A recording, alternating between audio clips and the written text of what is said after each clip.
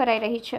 પાલાડાજણ પાસે હનુમાનજી મંદિરે 45,000થી વધુ ભક્તો આવીને 5100 કિલો લાડુનો પ્રસાદ જમ્યા હતા। સામૂહિક યજ્ઞ યોજાયો હતો। આ ઉપરાંત અટલ આશ્રમ પાલ રોડ ખાતે 5100 કિલોનો લાડુ તૈયાર કરાયો હતો। હનુમાન જયંતિ નિમિત્તે આ લાડુ તૈયાર કરવામાં આવ્યો હતો। લાડુએ એશિયા બુક ઓફ રેકોર્ડમાં સ્થાન મેળવ્યું હતું। અટલ આશ્રમને 50 વર્ષ પૂરા થયા ઉપરાંત હનુમાન જયંતિ અને મંદિરના મહંત બટુકગીરી બાપુની 70મી જયંતિના ત્રિવેણી સંગમ નિમિત્તે આયોજન કરાયું હતું। 5555 કિલો બુંદીથી લાડુ તૈયાર કરવામાં આવ્યો હતો। મોટી સંખ્યામાં ભક્તોએ લાભ લીધો હતો। કેમેરામેન હકીમ શેખ સાથે વસીમ હાસમીનો રિપોર્ટ, આઝાદ ન્યૂઝ, સુરત।